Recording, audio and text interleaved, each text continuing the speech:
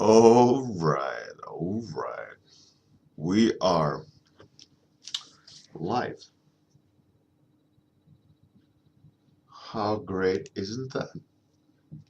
No red square today? I should really sort that red square out though, but what can you do? What can you do? Man, it's what's it called? Energy draining to think. Like you have to sit and I do my lecture and keep thinking and fiddling and changing, and it's just so very, very taxing.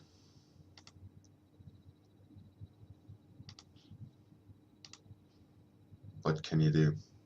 Hey, Orby, good morning. How's it going? So Orby's, I know he's gonna do a study. It's good stuff.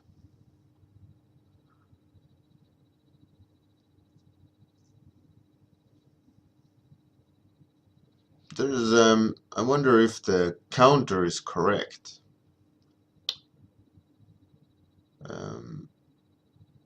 Good morning, Kuru.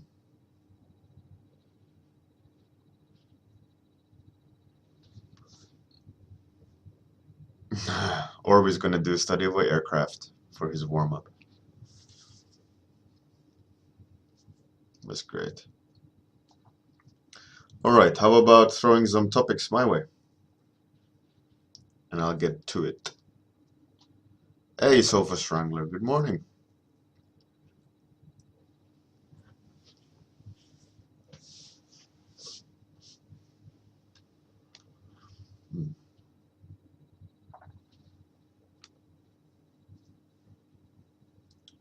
Give me some topics.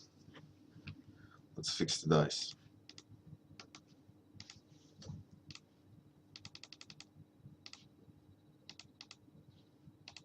Alien Chef. That's pretty cool.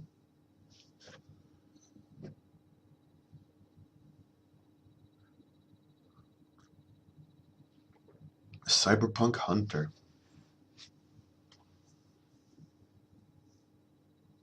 All right. Doesn't seem to be a lot of people today, this morning. So we got two topics. Split it in half, and Kuru will win either one. Number 6, so that's in half. So Cyberpunk Hunter. I don't have time to sit and wait. Cyberpunk Hunter by Kuru.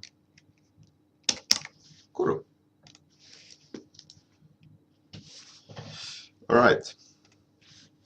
I've got stuff to do. Right, so Cyberpunk Hunter. Let's maybe do messy. Cyberpunk Hunter. All right. Okay. I got this weird picture in my head of some sort of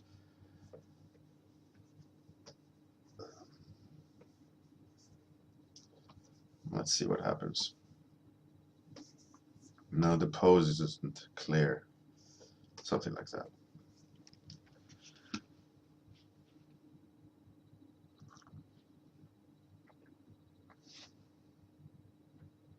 Oh, Sofa Strangler, is it? That's pretty cool.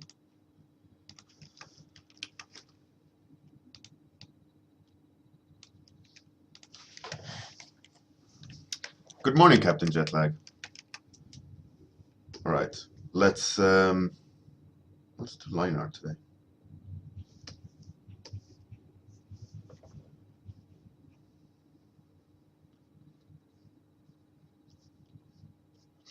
So I was thinking that today about like where the concept art has gone from, from 10 years ago. A lot of the concept art had a very traditional feel to it. It was very much, if you look even a little bit further, a lot of it was done in like like watercolor or acrylics, or it wasn't that long ago concept art moved from traditional media to digital media. I mean, a lot of it was done on mouse and so forth. And it made me think about, hey, good morning, Karathi. It made me think about like what's next, right? There's these programs like 3D Code and ZBrush. Are they the future, or is it just a fad? Like there's a lot of temporary trends over the years. Not many of them have stuck. Stuck. But one that have stuck for quite some time is the ZBrush or Mudbox, or the more free-form 3D part of concept art. Where they just kind of smash things out by much like treating it like clay.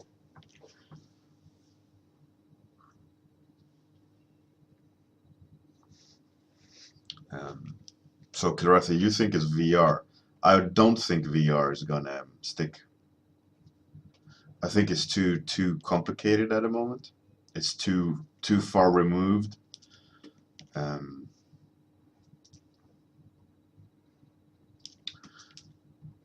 But it will most likely change the more the programs adapt to us as concept artists. I think VR is a great thing for the sense of immersion, for the sense of experience, but a lot of it is done on a computer and in 3D programs that is not VR based. So that like we look at VR as a product of non-VR made content.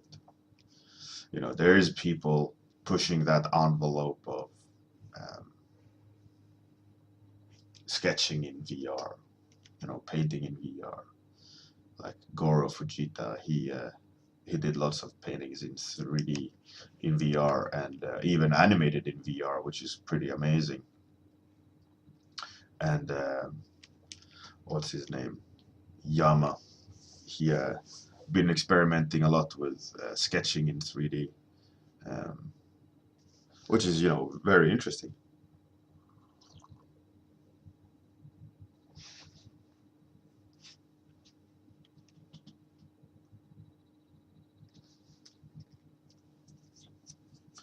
Captain Jetlag, yeah, maybe. But it made me think, like, what? I mean, I'm 10 years into my career. I wouldn't say I'm the most rigid artist. I know a lot of different programs. I know a lot of different approaches, but there's always a turning point in the industry where the old generation just can't catch up unless you're ahead of your time through your career. Let's say Craig Mullis. His art hasn't changed over the years in that sense. He's still very good. He still does like the same kind of art. I'm not saying it's anything bad. I'm just saying that he was very much, he is very much ahead of himself, when it comes to everyone else. He grandfather of speed paint, that whole sketchy style, or non-defined style, very fine arty. But what is the next Craig Mullins? You know, what style or approach will that be? The artist that is ahead of their time, you know. And usually that involves people needing to adapt or get inspired by, you know, like they also want to be a part of the boom.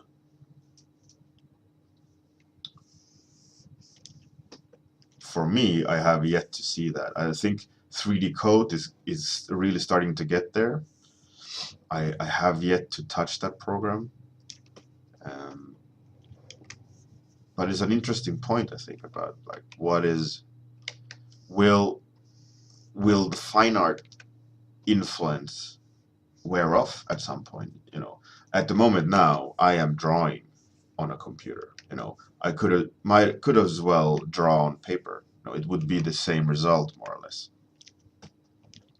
So that in that sense, um, you know, the fine art influence, the old generation of concept art is still very, very noticeable. You know, everyone is practicing the fundamentals of art.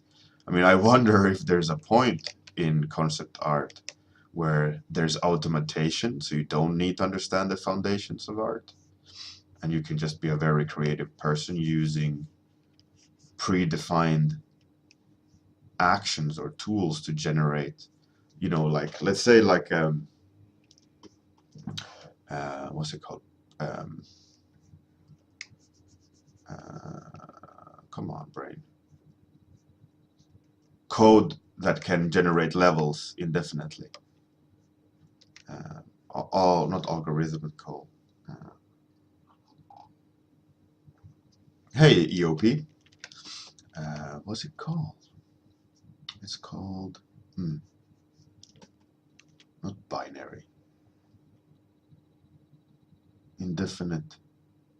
Code can generate levels. Code can generate terrain indefinitely. Whatever. You know what I mean.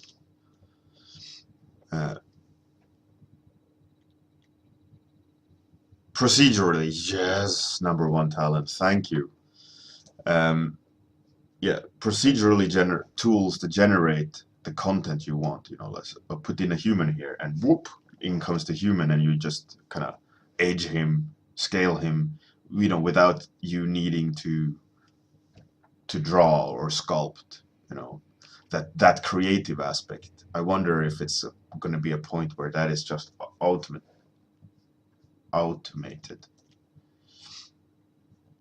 I can very well see that happening with the 3D programs and the procedural aspect of the industry moving forward. You know, that you have procedurally generated characters. You know, like grow them from baby. Okay, that's the age I need them. Uh, put in some scars. Okay, you know, rather than you, the sculptor, sitting and making the asset that looks like a certain aged person, you know. Hey, Cecily, welcome. Good morning. So, Kuru, you say if I think digital art has opened more doors for people to be creative, I'd say yes. In the evolution of internet, definitely. I mean, I was talking to Jesper Acing last year, and he was talking about how he's had to send originals. You know, how he was oil painting and then sending originals in and then getting them back, and it was like weeks in between, you know, that you had to send it through mail. And digital art, you know, you have my version of the drawing now. It's just in an inferior resolution. When you're looking at my screen, you're seeing it being created live. You know, which is absurd, absolutely absurd when you think about it. uh, and it definitely opened a lot of doors for people to be creative, and people that are thinking in a different way, that don't want to do pen and paper, don't want to do oil paintings, like sculptors, etc. They can definitely be way more creative and have way more opportunity to be creative with digital media.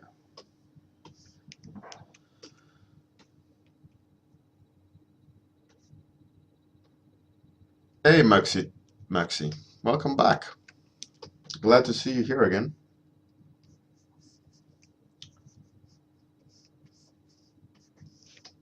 So I think the future of concept art is definitely 3D Code version 2.0. I think it needs a lot more hand holding for people to catch on to it. And by hand holding, I don't mean dumbing it down. I think it means, I mean um, that, much like Photoshop, it's an evolved program over time, right? Uh, a lot of software development have been made for us, but also a lot of it is from Photoshop editing, or photo editing, rather than us using it to paint. I mean, for the longest time, Adobe was unaware that people were painting in Photoshop. They were like, "What? People are painting?" But then obviously they know that, and they've been focusing for the last couple of years uh, on developing it also for artistic people, and not just photo editing.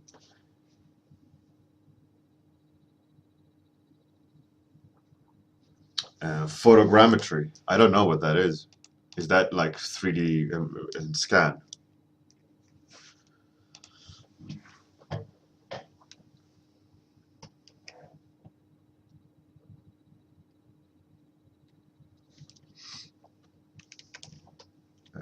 Where were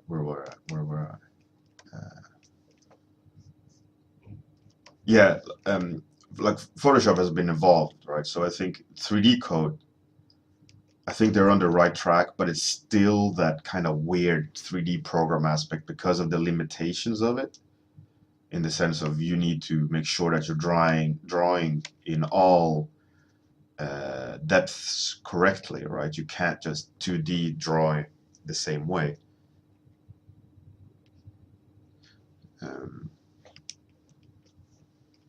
yeah, so I think 3D code, where geometry is less important than 3D structure, I think that is the future to some degree. I don't think it's the exact like 3D code version as is, but I think it's definitely going that direction, where you are creating some 3D shape faster, um, in this, instead of drawing it, and and having that gap between 2D 3D minimized, and being able to use dynamics or transformer uh, functions like in 3D, uh, to further give that concept a push. I mean, if this was in 3D and I was using materials, I could say, put this on fire, and the leather coat would start deforming differently if it was using predefined materials like leather or metal.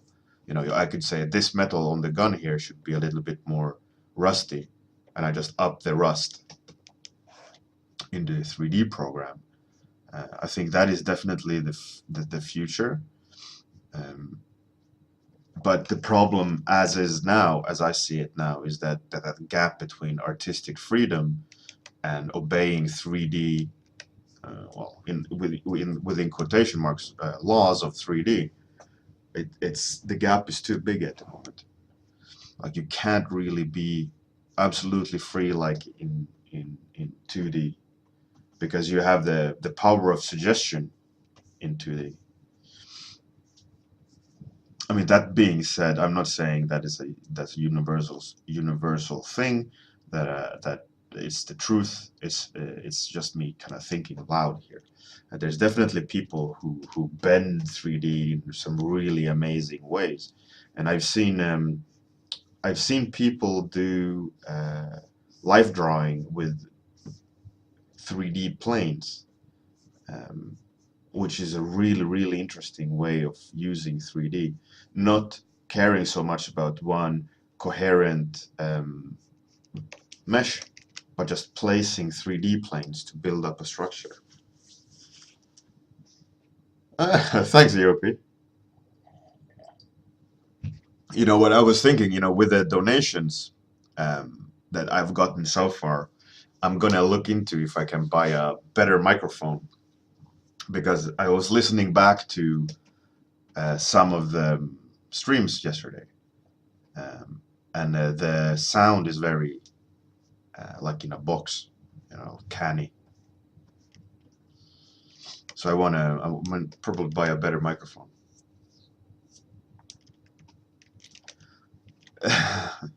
About my voice, EOP is hilarious. Um, I don't think it's being picked up that well over my microphone, but I have kind of a deep voice, but it's not like Barry White deep. It has this depth to it in a way. But the microphone definitely doesn't pick up all of it. And I remember as a younger guy, uh, at the time, at that time when I was like 18, etc., what was popular in Sweden was these kind of phone chats, right? Internet wasn't that present or evolved, or you couldn't do phone or audio over internet. That wasn't on the topic at all. Um, so what kids used to do was they used to phone into this kind of chat where it's a phone like sluice, right? Where everyone could call in and it was free to talk. Uh, and always, no, that was wrong layer. Always the girls on that kind of chat thing. I mean, I didn't call in, to be completely honest. My friend loved to do that, and I always were there, and he was kind of shit at talking, so he always gave me the phone, and I was like, no, no, no, oh, and then I had to talk, and they always said like, who's this old man on the phone, and I used to be bothered by it, like I sound like some like dirty old guy talking to people. Um, but I was thinking uh, that I should buy a better microphone, because one thing I do hate with streams and listening into people with streams is when they have shitty webcam audio, and you hear the bad audio quality. So I was thinking, maybe I should, maybe that's the first upgrade that I'm going to use the donations for, or the donations will go to um, something else. But I think a new microphone is pretty good, so up the quality of the audio, because I do talk a lot.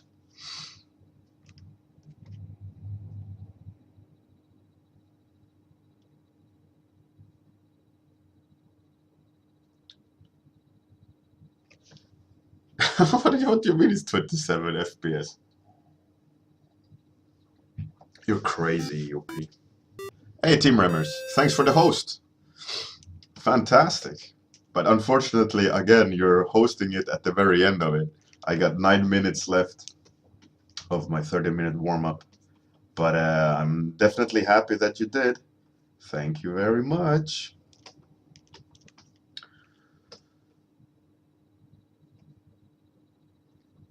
The Rivers, yeah. It's the last push, the fantastic last 10 minutes that is the most exciting to look at.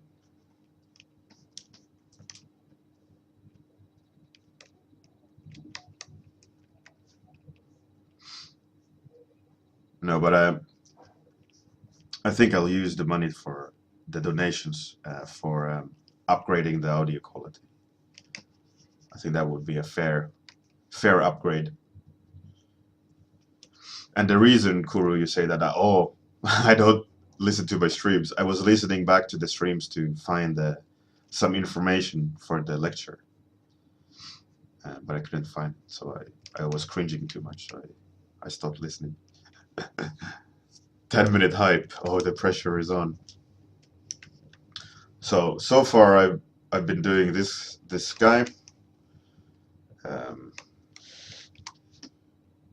Kuru's topic of Cyberpunk Hunter, which I think is a pretty cool topic. The internal image I had is definitely not the same. Like, my internal image was that he had some sort of Gauss rifle that was shooting like arrowheads or sort of projectiles. I mean, it's not too late, but it's not the same visuals I had in my arm, in my arm, in my head.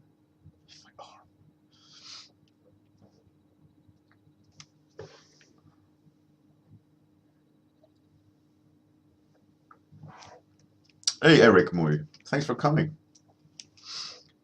It's okay that you came in a bit late. I'm glad that you came and said hello.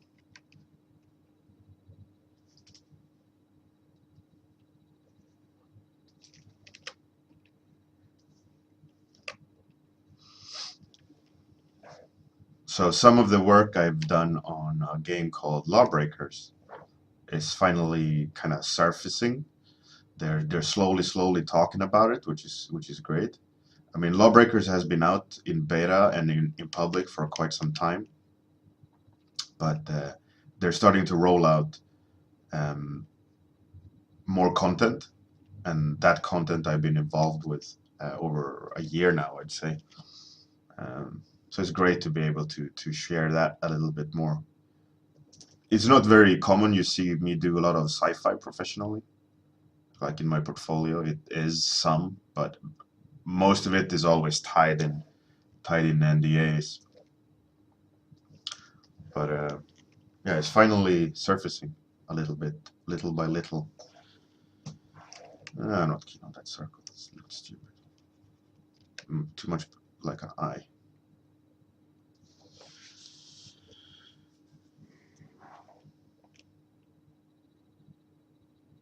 EOP, yeah. I worked on Lawbreakers quite a lot, actually. I designed a couple of characters, or collaborated on a couple of characters. Usually, you know, what always happens is that you do a design, they hand it off to 3D guy that does his take or her take on it. You know, so it's always a little bit different, but you know, it's all good. But it's fun to do. I love doing sci-fi. It's good fun. And we also did that studio. We all helped out with doing like skin treatments that you unlock and things like that. But the game is looking really cool. I was looking at a stream yesterday. Some guy playing it and going all crazy and with one character that I designed, which is called Wraith. It's like a ninja character. And he was like completely destroying everyone, which was really cool to see some of my design jump around and just slay people.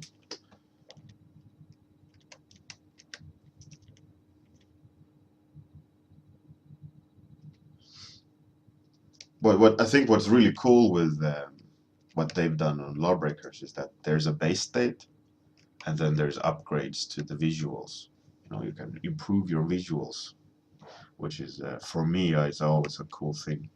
Like I always want to like look unique in that way in the games. If they give me customization options, I'm definitely going to spend like a lot of time customizing my player avatar to be more of like how I want it to look like, rather than the canned look. Hey, thanks, Eric. Thanks, Eric Boy. I thought I'd do some line art today. I haven't done it in a while, and I kind of missed it. So I'm doing some line art again. Now, as per usual, the time is running down, like 4 minutes left. I'm always like struggling, like what to add, what to change, because at this point you can't really change that much. You have to go with what you've decided that they should be when you only have 30 minutes to draw. Um, so now it's just a matter of cherry picking places to add more attention to, and I'm not super keen on the code. It flows kind of ugly, but I don't have time to do it. I mean, I could do a liquify.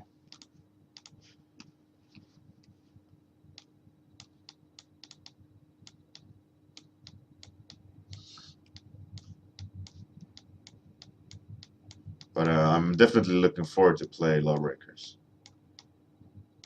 It looks like a rad game. Rad. Apparently, I'm in the 90s. Rad. I doubt anyone is using the word rad anymore, right? That's rad, man. Maybe old. Hey, Marius. Yeah, you missed it, unfortunately. We're at the end of the warm-up. Radical. Yeah, that's another one. That's radical. But proper old school sayings.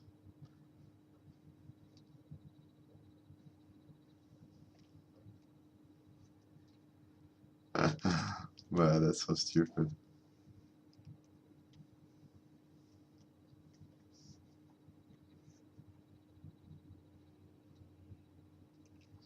I was playing with, I was doing concept art for this game the other day, and I was playing with the idea of overheating um, materials, and I was toying with the idea of, like what does that look like, but not in the sense of glowing material, but in this instance, it looks like he's been too hot, or it's like smoking or being shot. That could be a cool thing to play with. A lot of people, and again, it's going to be a part of my talk, my lecture at IFCC, but there's a lot of symbolic approaches to things without really considering what is the actual behavior of a material, or actual behavior of fire, or things like that. There's always this symbolic application of fire, like fire burns, fires should be orange, it should be smoke. Smoke is just combustion, of the material that's on fire. There's lots of scope, I think, to play with fire, which you don't really see that much in art anymore, or at all, not anymore in general. Usually what happens is just it's fire, the symbol of fire, right? And that's it. Not the actual differences in fire, like a jet engine, like super clean fire that's just blue, that melts things. No, if it's jet, it has to be like old school 80s rocket, which just kind of looks like it's falling apart when it comes to the efficiency of fire.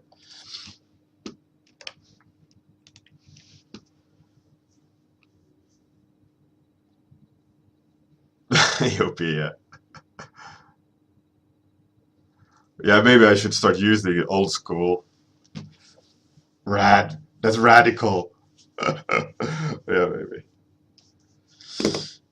Anyways, yeah, that's it. Time's up.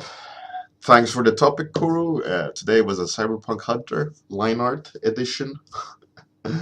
Why not?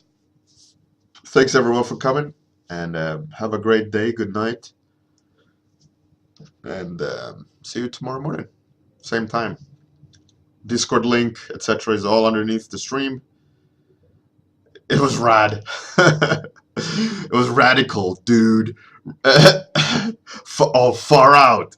Far out. That's another one. Oh man, that's horrible. I need to go. I need to go take a shower or something. I feel old and dirty. All right, everyone. Bye.